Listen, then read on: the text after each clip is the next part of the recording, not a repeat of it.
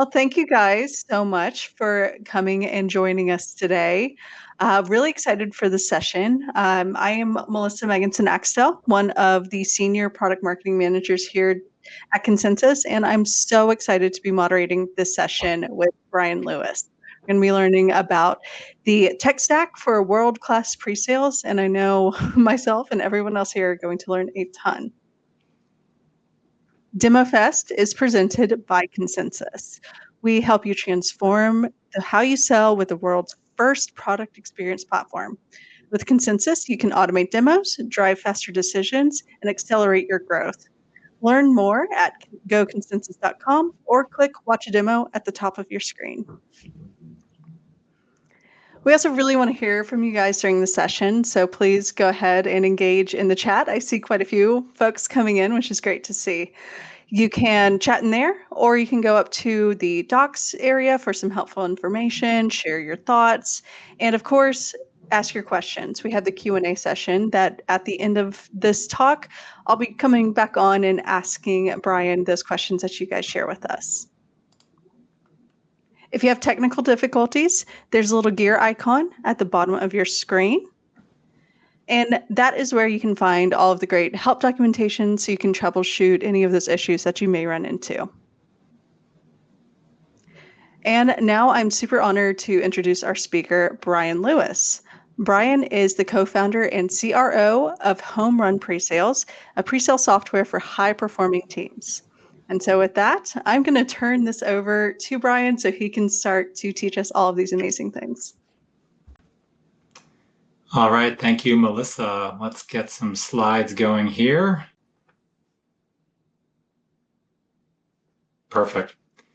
Well, thanks everybody for joining to hear about the tech stack for world-class pre-sales. As Melissa mentioned, my name is Brian Lewis. I'm co-founder and CRO of Home Run Presales. If you're not familiar with Home Run, we are the AI-enabled pre-sales workspace to help automate, track, manage, organize, and form all of your pre-sales efforts. I'm a career sales engineer. It's the only job I've ever done. Been an individual contributor, team lead, manager, pre-sales leader, and now the last many years getting to work with other amazing pre-sales teams by way of Home Run. So technology is very important to what we do here at Home Run, and also should be very important to every team if you truly want to be world-class pre-sales. So big picture, in the B2B sales cycle, we all know, if you're here at DEMOFEST, that pre-sales is the critical link between your customer acquisition cost and lifetime value. And that pre-sales motion that you're going through to get those buyers to become customers, or customers to become repeat customers, or add-on customers, is how you actually get there. And if we think about the process, that pre-sales motion, and the types of tools that a world-class pre-sales organization uses along the way, we get into thinking about pre-engagement. So as an SE, and I'm going to call it SE, a sales engineer, but I know it could be solution engineer, solution consultant, solution architect, pre-sales engineer, a lot of different titles, solutions. But I'm going to use the phrase SE throughout today, just as my catch-all. So pre-engagement as an SE, what do I need to know to prepare for that first live engagement with the buyer, right? Others in the organization might have already interacted with them, but I haven't yet. Then we're going to move into that disco demo, that first engagement, the first live engagement.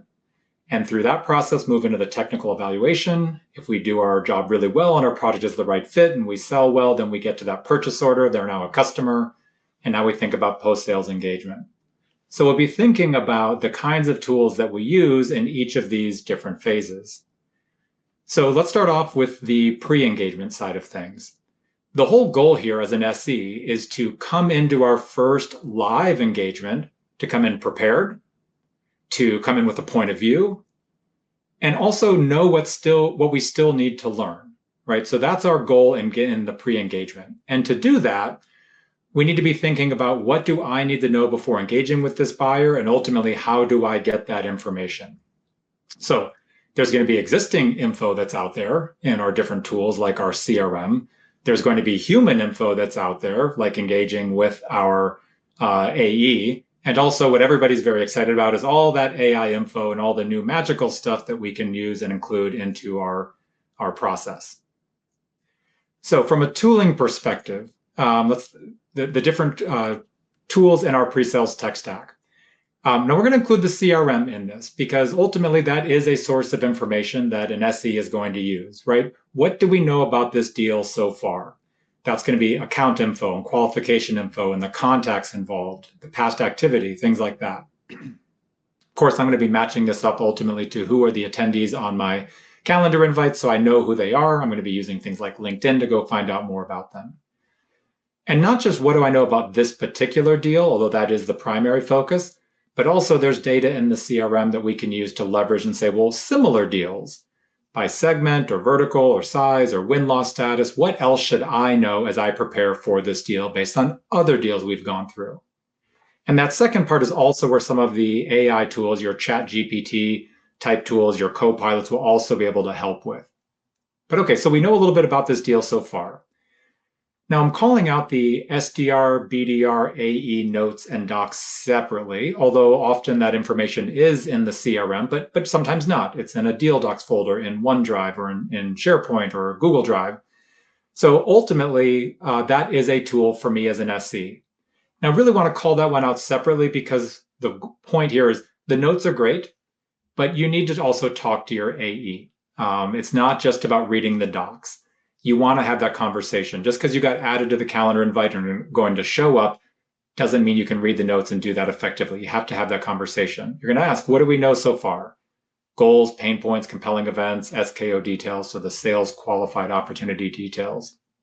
And very importantly for you as an SE, what do we still need to know? What do you still need to know that's not captured already in the CRM, in these notes, and in that conversation? And how can you make a plan to work with your AE to work that into your discovery process or your discovery demo, disco demo, if you're doing that kind of style?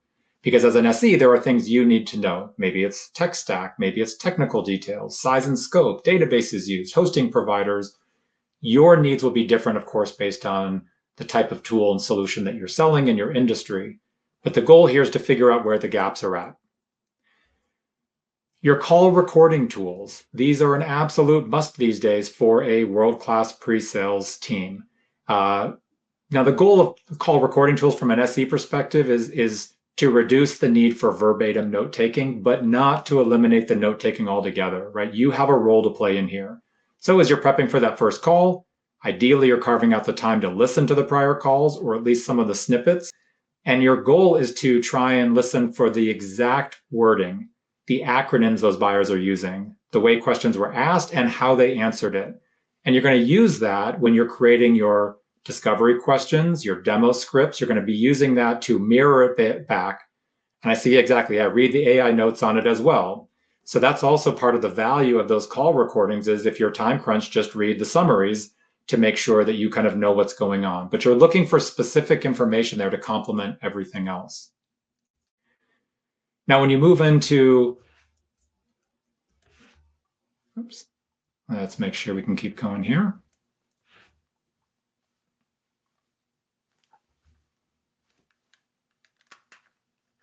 One second, lost the connection.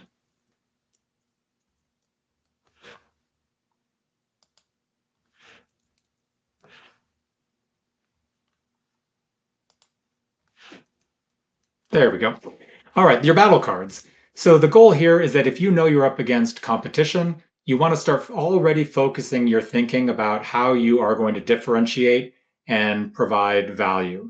By doing that, you're not, the goal is not to trash a competitor on these first calls, right? That's a bad look for you. The buyers do not respond to it. It creates an ick factor for you and for your brand.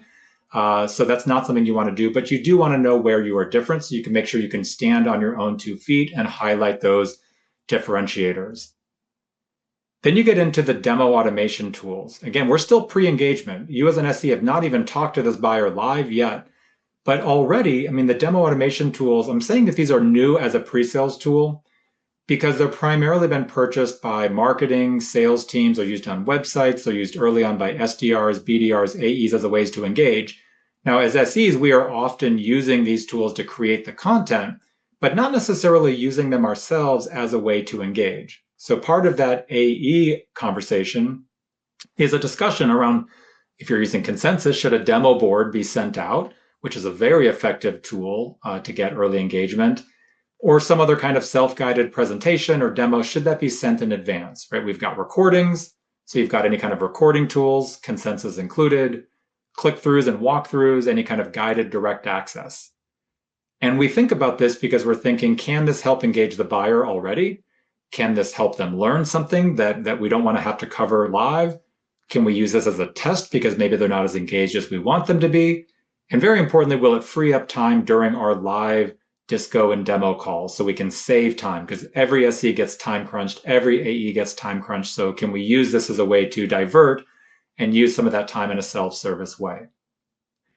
As an SE, as a world-class SE organization, this is a little bit of a new way of thinking. We're not used to thinking about how do we engage our buyers even before we've engaged with the buyers, but it is part of that world-class pre-sales process.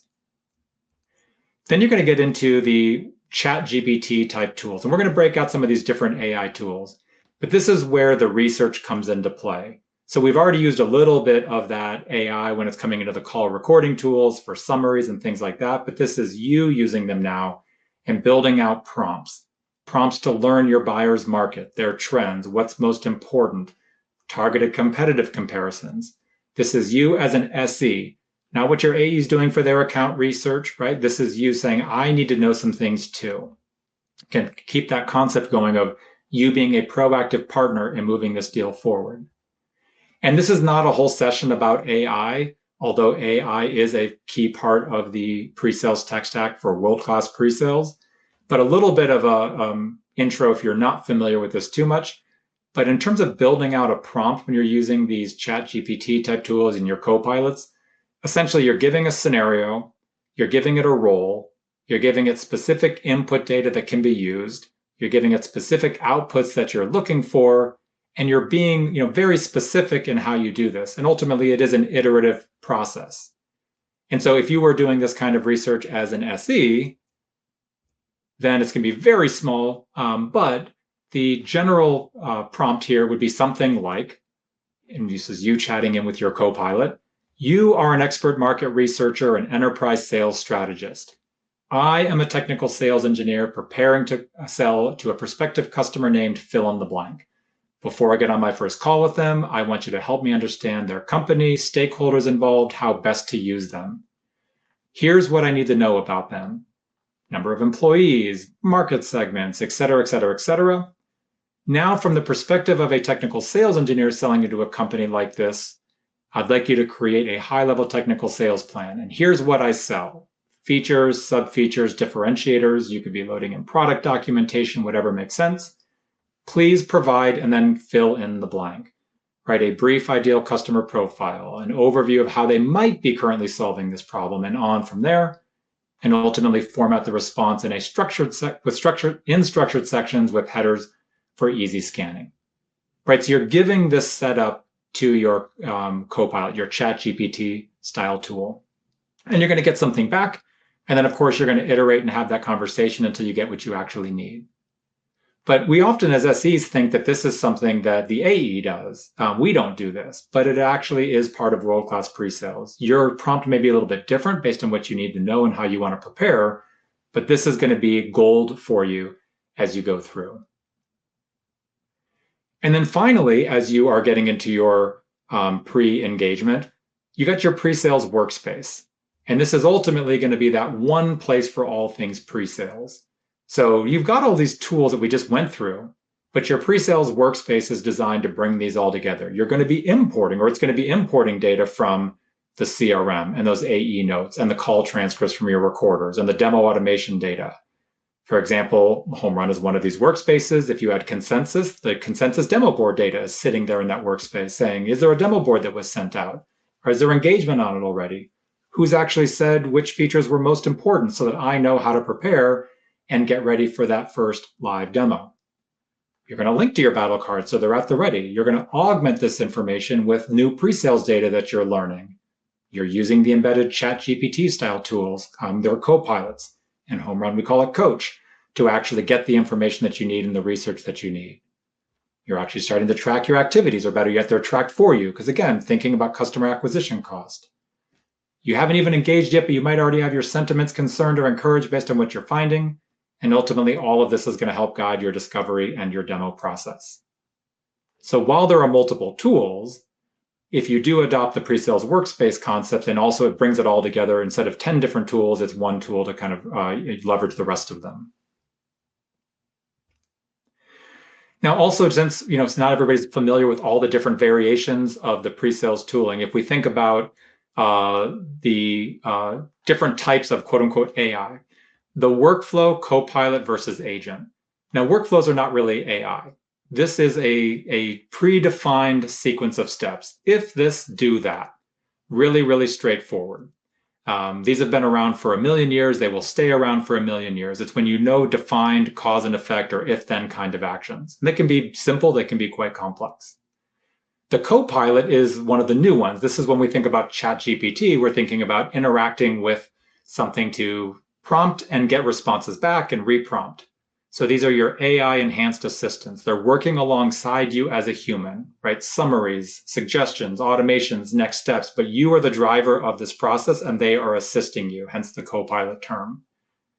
On the agent side of things, this is where we start to get into the autonomous, or at least the semi-autonomous side of things. These are AI systems, but they're capable of reasoning, making decisions, taking actions, always towards some goal, and often without needing a human in the loop.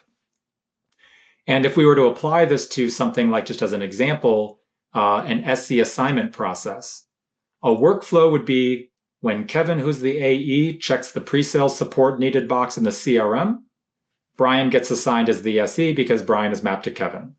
Easy, done. Workflow. The Copilot version was Kevin checks the box, says I need pre-sales support on this particular opportunity. Now's the right time to engage in SE. The SE manager gets alerted. That's just a straight workflow. If the box is checked, alert the manager. But then the SE manager can chat with the Copilot and say, based on availability and the number of active deals, I need you to recommend the best SE for this particular deal. And they come back with Brian and Sandra, and here's why. I review that information and say, okay, go back and give me some new recommendations, and ultimately assign Brian as the SE, right? It's an interactive process. Here's what I need to know. Here's some things to think about. Make some recommendations back for me so that I don't have to go chug through all that data and look around in 10 different places. The agent version of it is when the box is checked, the agent automatically looks at potential SEs, looks at their availabilities and calendars, their workload, possibly skill sets, the opportunity details of what's known so far, the AE SE pairing and success metrics, the historical time investments on deals, and ultimately says, aha, Brian is the best fit SE for this, and goes ahead and makes the assignment. There's no way that for some of these situations, that what the agent is doing, that you could codify it as a workflow, because all of the permutations, the use of data, the way it all comes together, it wouldn't be possible to codify it.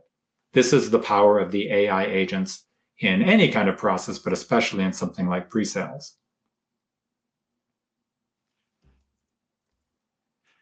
And just if you kind of want to get some more information around workflow, Copilot, or agent, and think about some different kind of features of them, you'll see you've got that different levels of autonomy. The workflows have none, they're just coded.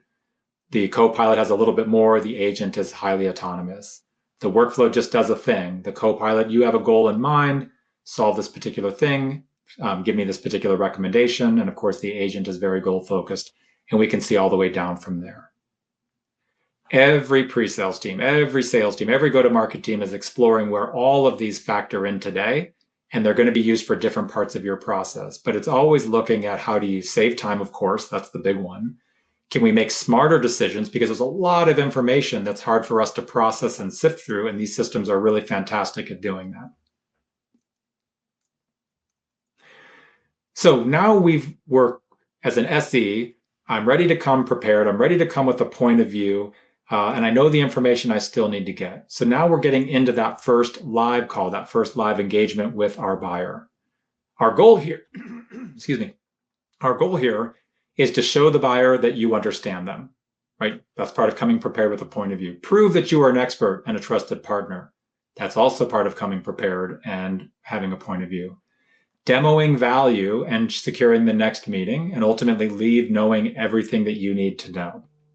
So as you go through this, from a tooling perspective, this time I'm going to start off with the pre-sales workspace, that one place for all things pre-sales, because of all of the work we've already done getting ready, I now use it to prep for that call. What do we already know? What do we need to learn as part of our discovery? What's my plan to demo? So it's going to be my guided demo script. And ultimately, I'm going to use that as a place to capture information as we go. Because again, although there's call recordings and AI summaries, I still have a role to play as an SE in capturing information and things that I think are important as we go forward, because the call recorders and the summaries may not necessarily know that. Okay, so when we think about getting ready to demo, the tooling tech stack here, there's a lot of different types of demo environments these days. You've got and just a couple of differentiations. Your full instance. This is live software that you as an SE are going to use versus a click-through version of it. Now, a lot of pre-sales teams are having both in place. We want the live, real software to show when we need to, but sometimes we just want the click-through version for two reasons.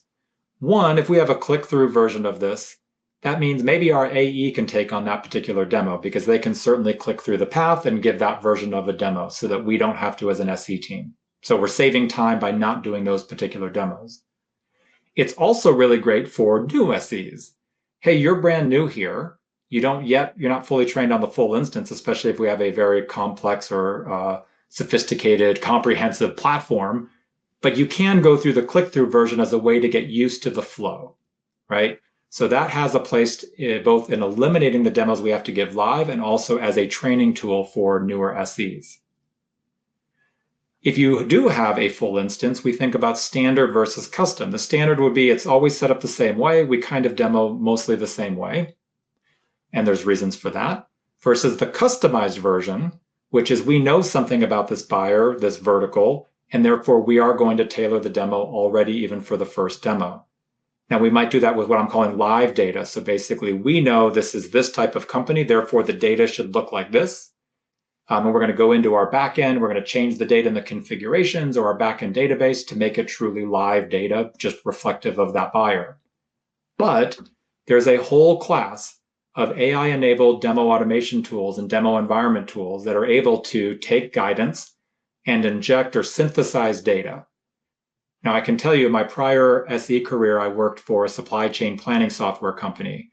And within the same day, we would be demoing to New Balance, to Caterpillar, to Novartis, right? Very different industries. When you're demoing supply chain planning and inventory levels and manufacturing schedules to New Balance, you want to be talking about sneakers and apparel. When it's Caterpillar, it's large engines and engine parts. And when it's a Novartis or a pharmaceutical company, it's pills or blister packs or other kinds of products. Very different organization, very different types of products. You know, Novartis doesn't want to see sneakers, Caterpillar doesn't want to see sneakers, but New Balance doesn't want to see engines. It doesn't make sense. You can ask your buyers to make the mental leap, but these days you don't have to. So if your environment is one where you're demoing to different types of verticals, then you should be exploring these AI-enabled tools to be able to inject that kind of data to make your life a little bit easier. And that's especially important if you are a smaller organization or if engineering resources are limited, so it's harder for you to actually rebuild that live data kind of on your backends within live environments. You also think about, are these always on demos? Meaning it's just available, right? When we demo Home Run, it's it's our internal demo instance. We have multiple of them. They're always on, they're always available. We're not spinning up or spinning down different demo instances. But a lot of organizations do that. Depending on your application, you may need to spin up a whole instance on AWS and databases and everything else that goes along with it. That costs a lot of money, especially if you've got massive SE teams. And so you might have a system where you spin up a demo for a day or two and then you close it back down as a way to save some of that cost and infrastructure costs. And then finally, just thinking about, is this your demo instance? Is this shared with other people? And if it's shared, you need a reservation process. We don't both want to be in that same demo instance where I'm setting it up for New Balance and you're setting it up for Caterpillar, right? It's going to be a clash and there's going to be problems. Now that you have this full menu of all of these different types of demos, and let's assume that you've got, click-through versus regular instances, and your regular instances may have different injected or synthesized data, or you're going to spin up or spin down, this is also where your co-pilots and your AI agents come into play. because we can chat with our Copilot and say, I need this kind of demo with this for this kind of buyer, use this kind of data and build it out. Or it could be something like, I just need this kind of demo, and the AI agent goes and spins it up and gets it set up and presents it back, and it's ready to go. So there's roles to play for the copilots and AI agents in managing your demo environments, especially at scale. Your call recording tools come into play, right? You're on this first call. It's going to be recorded. And so just to repeat for emphasis, these are designed to remove the need for verbatim note-taking, but not to eliminate note-taking and information capture. Because as an SE, ultimately, it is your responsibility to ensure that the key information is captured. These tools will do a ton for you these days, but you also need to make sure you're calling out your little nuggets of information. One of the examples I always like to use are kind of some of the personal details. We're talking to our buyer, Dan. We're getting to know him a little bit. He mentions the family recently adopted a golden retriever puppy named Bosco, and the kids were really excited, and he's really animated about Bosco. That might be information that I want to call out as a key highlight for this deal, so that on the next call I can ask Dan about his puppy named Bosco. Your call recordings and your AI summaries may or may not pull that kind of information out, but you'll know as a good SE, hey, if it's important to my buyer, it's important to me. Let me make sure I've got that somewhere. Now, kind of related to that, your ChatGPT type tools, they're going to do that auto capture and extraction, your call summaries, your action items, who needs to do what coming out of that call, any of that augmented pre-sales data. So again, in your pre-sales workspace, there may be additional things, information that's important for the pre-sales team. And I'm going to separate out the pre-sales data for pre-sales and the pre-sales data for the CRM. Right? A lot of our customers have CRM fields that they are required to fill out that get used by sales leadership or forecast calls, but there's really nothing in it for the pre-sales team itself. That's not the information that's helpful for them. At least in something like Home Run, they're building out things like tech stack and other things that are very helpful for the pre-sales team. So these call recorders and the ChatGPT tools will find that information. If you do have those fields for the CRM, they're going to find that as well. And you can see the trend here is that although you should have some good information coming out on your own, these tools are going to do a lot for you. So if you're not exploring them, definitely do that.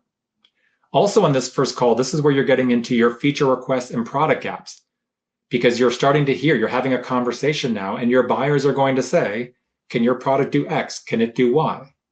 And you can't just say, yes, no, it's on the roadmap. There has to be some kind of sense of, okay, this is something that's a need, and assess the severity of it. Is this a blocker to buy? Is this something else that they're a future need? Designing your pre-sales workspace becomes important because everything in this list is going to be in your pre-sales workspace as well. And all that extra things you want these tools to be listening for, or your copilots to be capturing, is going to be defined as different fields and sections in your pre-sales workspace solutions. Calling out the task tools here, because as an SE, coming out of every single call, internal or with the buyer, you always have either an action item, meaning a defined thing. You promised you would do something or were asked to do something coming out of that call, let's say for your buyer.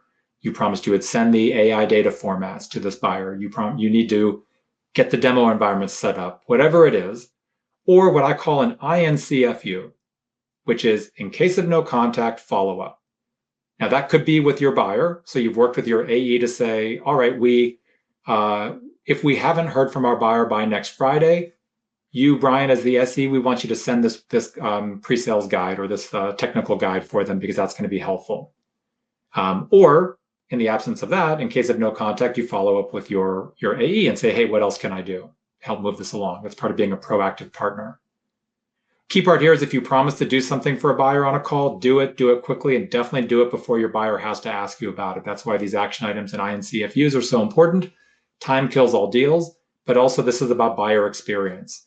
If at the end of the day, they have to follow up with you, you're not really providing the value that they need. You're not really engaging with them. They're trying to move faster than you are, and that's a signal that they're going to remember. The feature requests, which I called out a little bit earlier, this is important on this first call because SEs, you hear things differently than your AEs do in terms of those feature requests and product gaps, right? Is this a blocker to buy? They need it, you don't have it, and they're not willing to move forward without it. Even if they don't tell you that, as a good SE, you will know that. And this is going to, by flagging this is going to help you unblock those deals before you lose them. If you don't flag it or it doesn't get flagged, then how can we unblock the deal, right? It becomes very important. The future needs, they're willing to buy today, but they need it for the future to be successful. Now, if this doesn't get captured, then congrats, you might close the deal, but now you have churn risk, and no CRO wants churn risk, and no customer success team wants churn risk, and you had a role to play in causing that churn risk, and you could have prevented it. And the nice to haves are just that, nice to have, but also you want to stop losing deals by 1,000 nice to haves. So part of your pre-sales tooling is now a mechanism to capture this and ultimately consolidate it, build up the body of evidence, and share this with your product teams. Just some of the reporting of what that might look like. And in the end, we're back to the CRM. You have new pre-sales data coming out of this call. The phrase we always like to use is that as a pre-sales team, you have data that no one else has, but everyone wants. They just might not know that yet. So the sales team ultimately and everybody else in the organization, some of those technical details, you're going to want to make the case for getting that technical details into the CRM because there's value in that, not just for the pre-sales team. Your warning signs, even after this first call. Hey, I'm concerned and here's why already. I've already identified one blocker feature request and that's a problem. So those warning signs are going to get surfaced up, and the earlier you raise your hand and say these are where the problems are at, the easier it is to course correct. And the positive indicators are the reverse side. Hey, first call, I'm feeling encouraged and here's why. That's also helpful, although the warning signs can be a bit more powerful.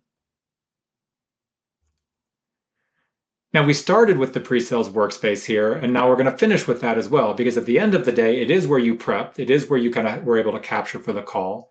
It is where you're going to start to leverage those automated data captures and the call recordings and using your ChatGPT type tools within your pre-sales workspace to summarize and get recommended next steps and not have to fill stuff out manually.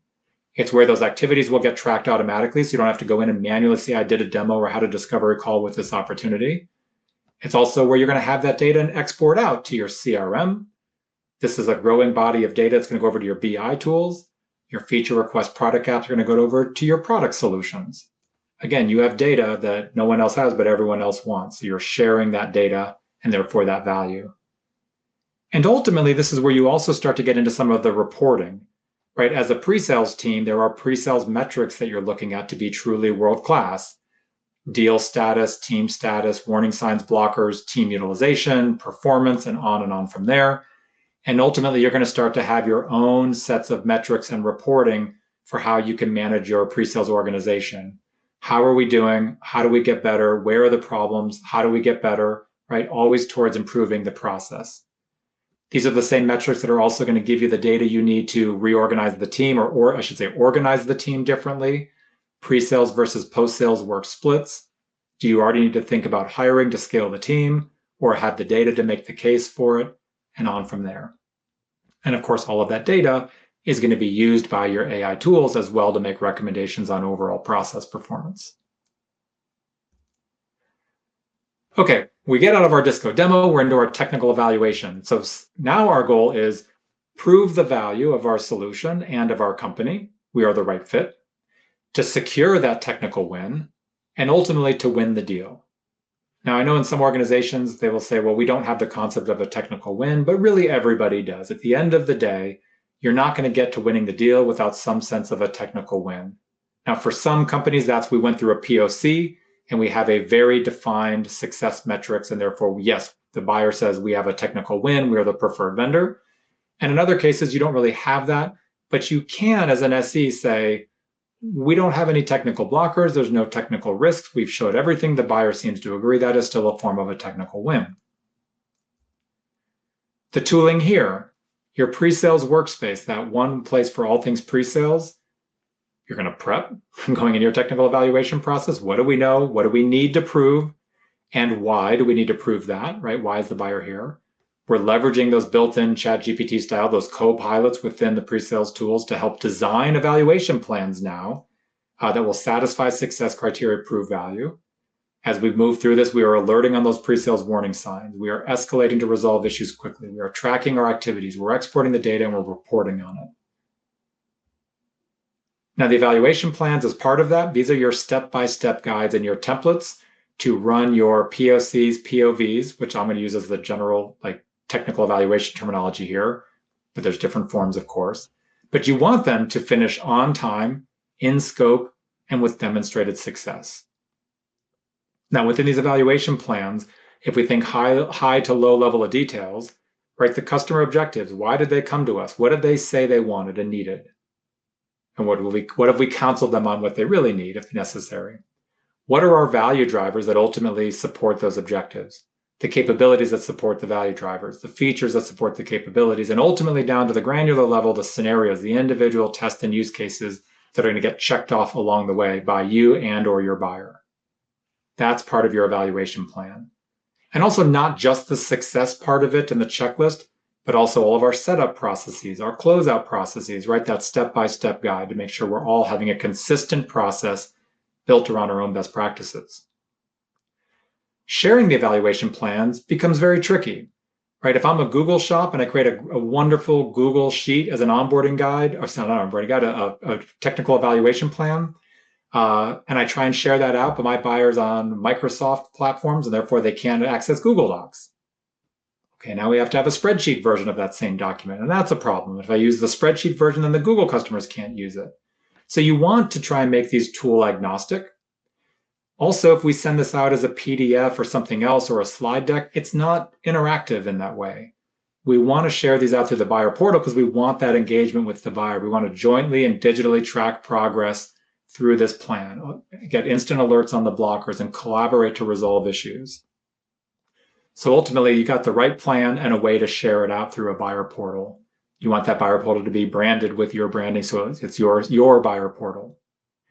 And by sharing these up front, the goal here is to get the buyer to say, you want to be able to say, if we can get through this list and with a 100% green complete, meaning we've checked off all these boxes, all the success criteria, all the scenarios, we're the preferred vendor, right? And if they don't say yes, then that's okay. It just means you have more work to do in designing out your plan.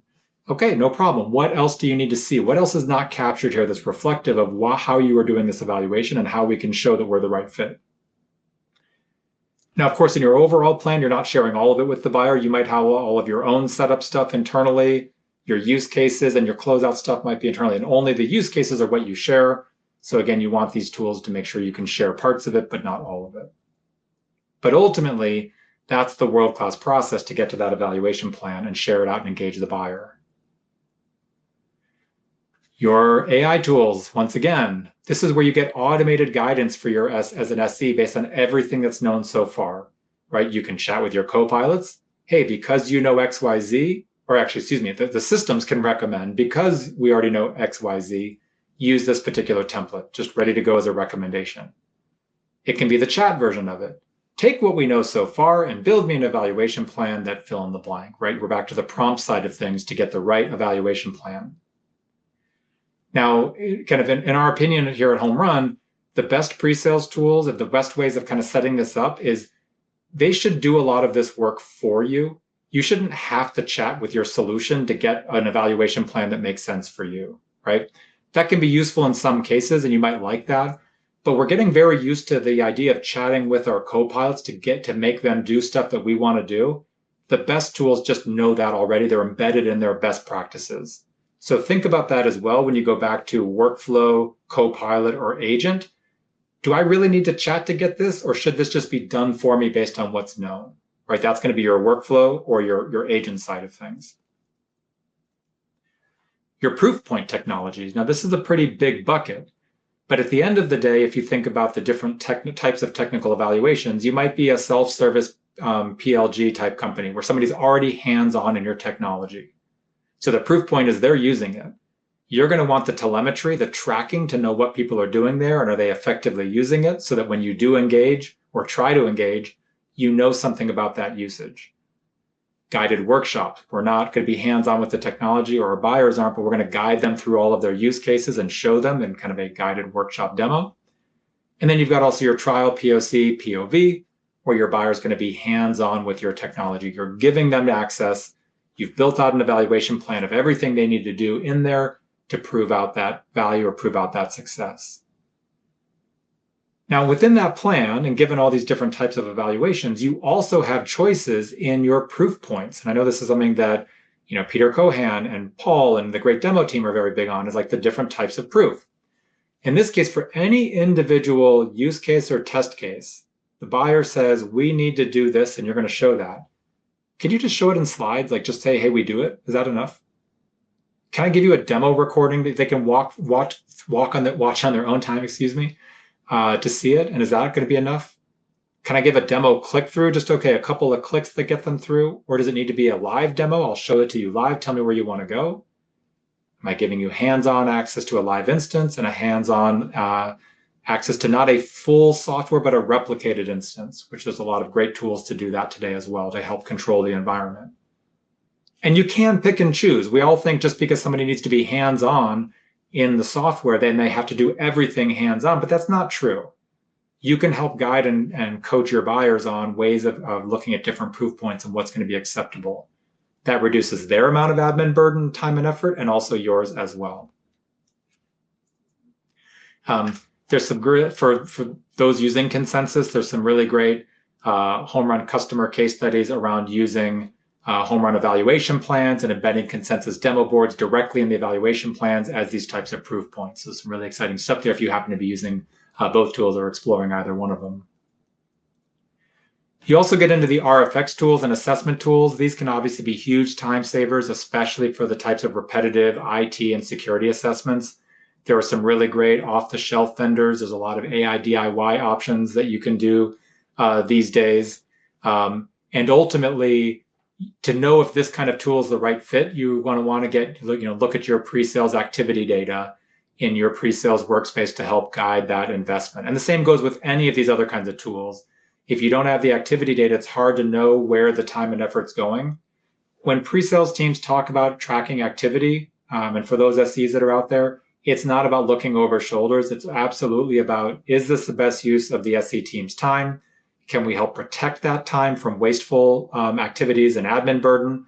Can we help guide that time through better best practices? Or in this case, investment in tooling, whether that's an RFX type tool or a demo automation tool or any other kind of tool that might help. The feature requests and product gap tracking, again, just bringing that up because this is going to continue to be used and throughout the entire process. Every step along the way, if you hear it or the call recorders hear it, this is going to get surfaced up. You're building up the body of evidence. It can't just be, hey, my one deal needs this one feature. If the entire pre-sales team and if your process supports this and your tooling supports this, then it's a matter of you are all collectively building up that body of evidence. Oh, it's actually 10 deals that need it for $7.5 million, 3 of which we're going to lose as blockers, and we have $1.5 million that we're going to lose right there. Suddenly the product team has something to sink their teeth into. I've been a product manager for part of my career, and when you're building out roadmap and you're thinking about future capabilities, I'll tell you what, it's guesswork. It's the dirty little secret of product management. It's educated guesswork. We do our best to research trends and customer needs and everything else and market potential. But at the end of the day, it is guesswork. But when a pre-sales team comes in and says, we've got 10 deals for, what I say, $7.5 million, we're going to lose $1.5 million because of this particular feature, it's a lot easier for a product manager to say, okay, I'm going to prioritize that. Don't underestimate the power of data, deals and dollars, to move that needle. And this is also part of how pre-sales teams are showing their value. You are contributing not just about the best demo, but value of data, the value of the data going back to other parts of the organization. Issue tracking and escalation.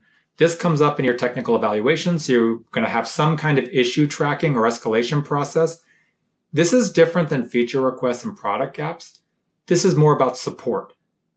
Somebody's stuck in your tool, they're hands-on, and they can't find where to go do something. Who do they go talk to? Probably you as an SE, but sometimes it gets escalated. Or maybe there's a bug or a mistake in the configuration. So the buyer is saying, hey, there's a problem here. We need to resolve it. Now, often, at least in a home run evaluation plan, that gets flagged as a blocker in the buyer portal. And so the SE gets the red alert that they need to go take action and can help with the issue tracking and escalation.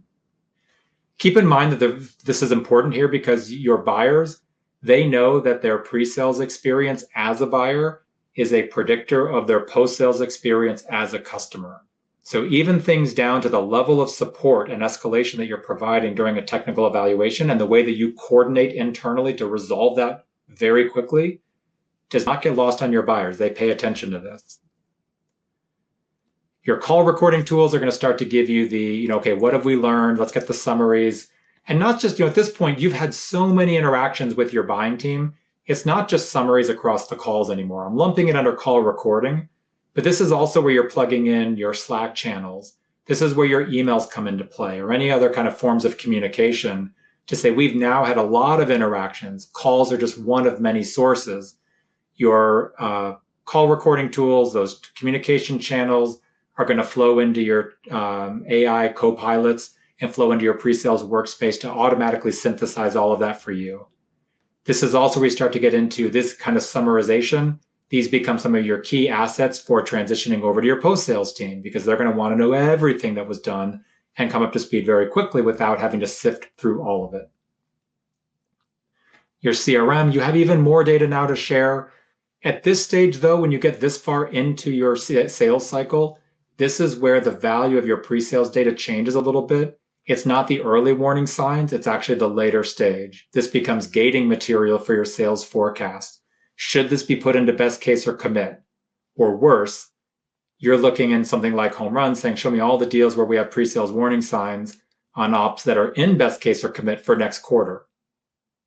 There's where you have some serious problems, because you're about to blow your forecast, and the pre-sales team, you have valuable data to say why.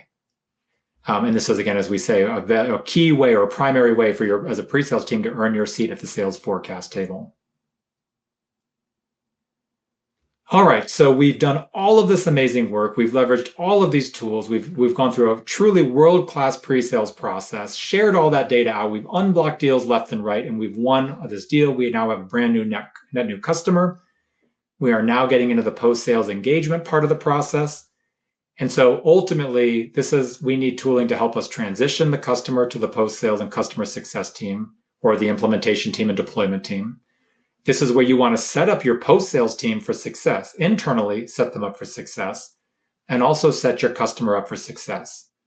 The last thing that your post-sales team wants, and the last thing your customer wants, is to know that they've spent all that time with your organization, probably weeks, if not months, sometimes longer, to then have the team say, hey, welcome aboard. How can we help? What do you need to do? Tell me everything you know. Well, we just did all of that. So the post-sales engagement and the summary information becomes important. And we've done a lot of tables and a lot of walkthroughs. So I'm just going to do a really brief version here in the interest of time. Your pre-sales workspace at this point, when well designed and well connected and well leveraged with all the AI, you have everything in there. Your ChatGPT's style tools, they can summarize everything, including the ones that are built into your workspace, your co-pilots there. And for your CRM, push all that over to the CRM.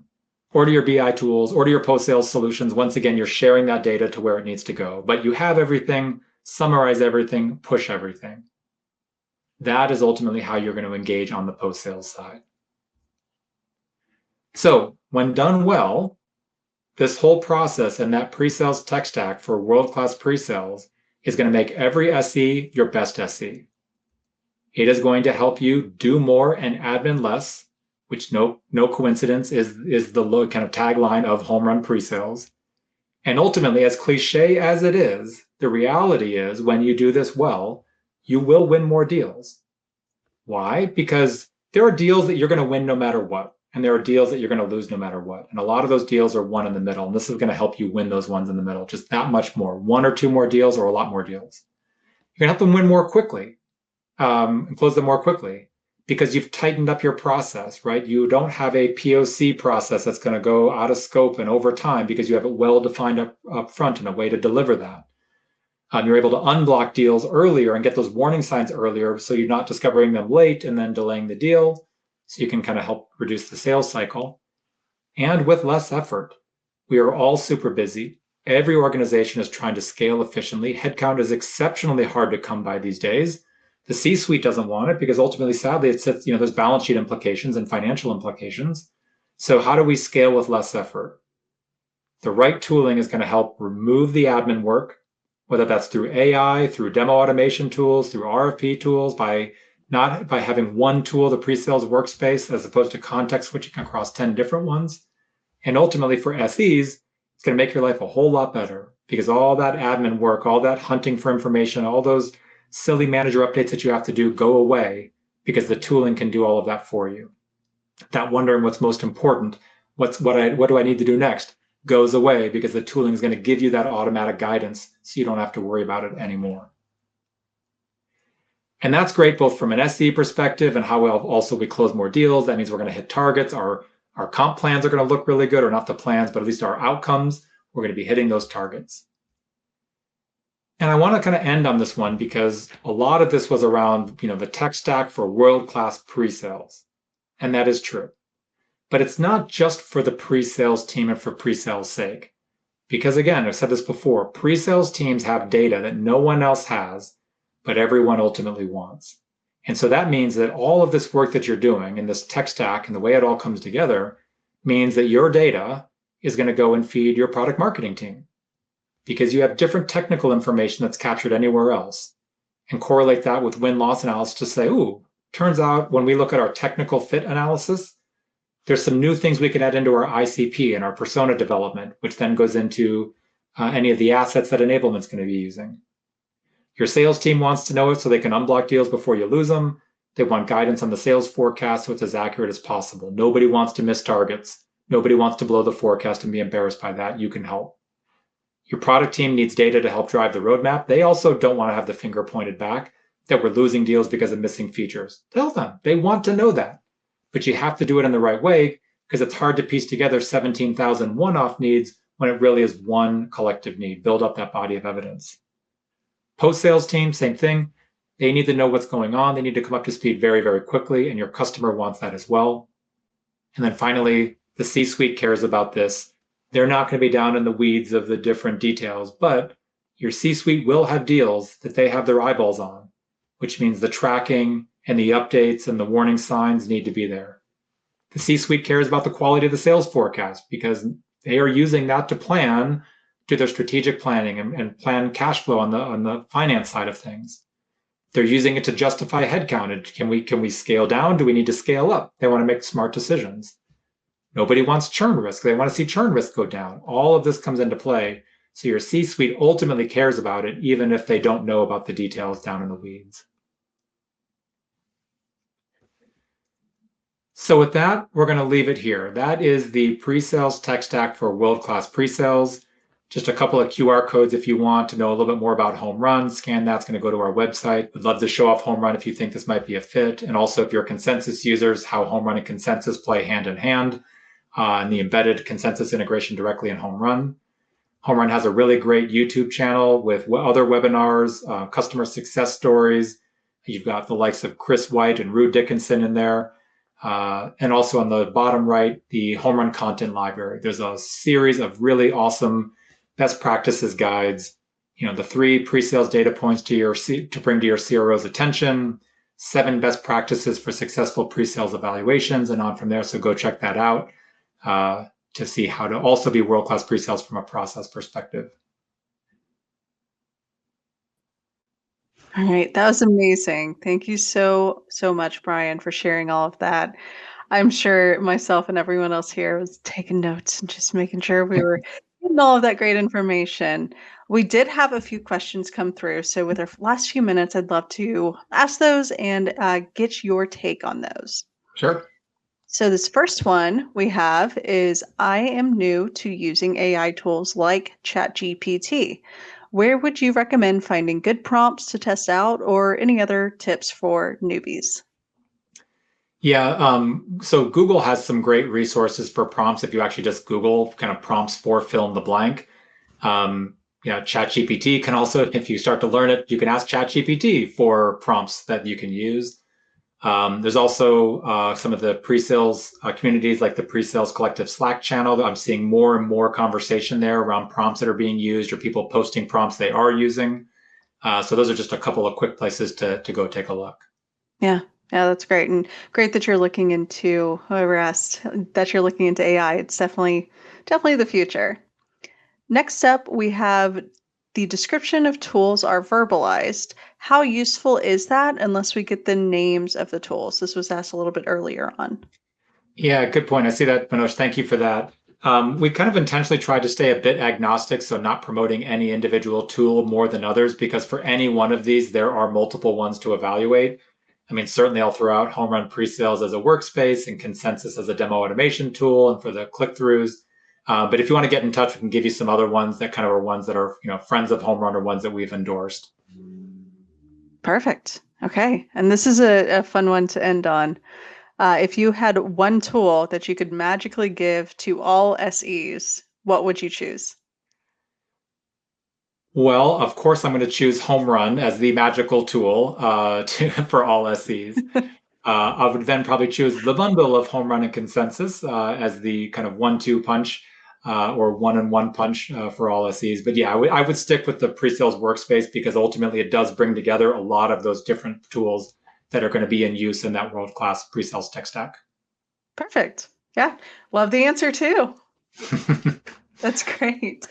All right. Well, thank you again. This was an incredibly enlightening session. And as we're wrapping up, if you have other sessions that you're going to, those will be automatically pushed to your next session, or you can go to the agenda page and just go around and find other sessions that you may be interested in.